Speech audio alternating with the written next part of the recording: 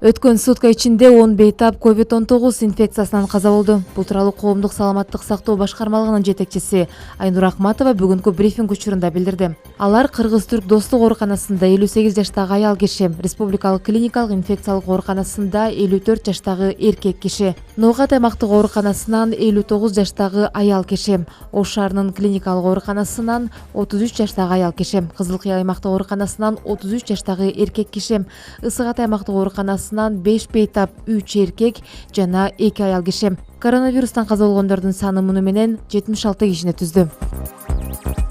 Ал арада пневмониядан акыркы суткада 23 бейтап каза тапты. Маалыматка караганда ооруканадан сырткары пневмония жуктуруп алган стационардагы бейтаптардын саны 1724, реанимацияда 112, оор абалдагылар 337 адам.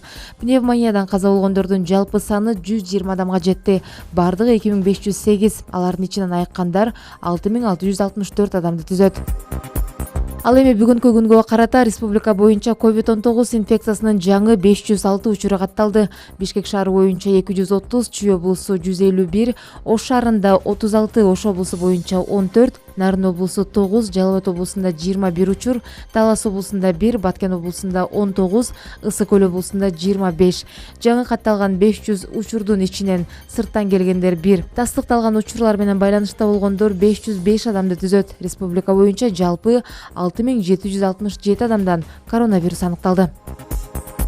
Сузакта өзгөчө мыкаачылык менен кайненесин бычактаган шектүү кылмыш изи сууй электе кармалды.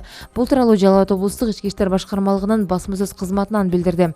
1-июль күнү саат 8 чамасында Сузак райондук ички иштер бөлүмүнүн нөмөт бөлүмүнө Сузак районунун айылдарынын биринен адамдын өлүгү менен байланышкан кылмыш туурасында чакыруу келип түшкөн. Чакыруу боюнча окуя болгон жерге тиешелүү кызматкерлер барган учурда короодо ошол үйдүн тургуну 1957-жылы туулган аял киши колдуу болуп өлтүрүлгөн, жансыз денеси табылган жана тиешелүү тергөө амалдары жүргүзүлгөн. Аталган окуя киши өлтүрүү беренеси менен катталып, сотко чейинки өндүрүш иши башталган. Жансыз денеге сырттан кароо жүргүзгөн учурда денесинде 16 жолу бычак сайылгандыгы аныкталган. Мындан сырткары каза болгон жарандын күйөөсү дагы 1954-жылы туулган жаран, денесинен жаракат алып 3 жолу бычак сайылып аймактык ооруканага жаткырылган.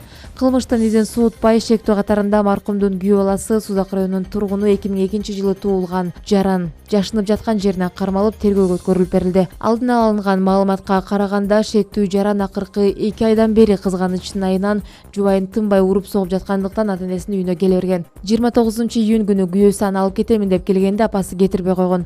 Кетип жатып күйөө баласы болбосо өлтүрөмүн деген сөзүн белгилеп коркутуп кеткен. 1-июлга караган түнү саат түнкү 12:15 чамасында атайын шапкадан маска жасап тагынып алып келген. Азыр сүйлөшө албайбыз, күндүзү кел деп жооп кайтарышканда ал колундагы бычагы менен жубайынын Атасын, андан соң апасын бир нече жолу сайып оор жаракат келтирген. Жубайын скотч менен колун оозун байлап, күч колдонуп үйүнө алып барып коюп, өзү бекинип жашынып алган. Учурда аталган кылмыш боюнча тергөө амалдары жүргүзүлүп жатат.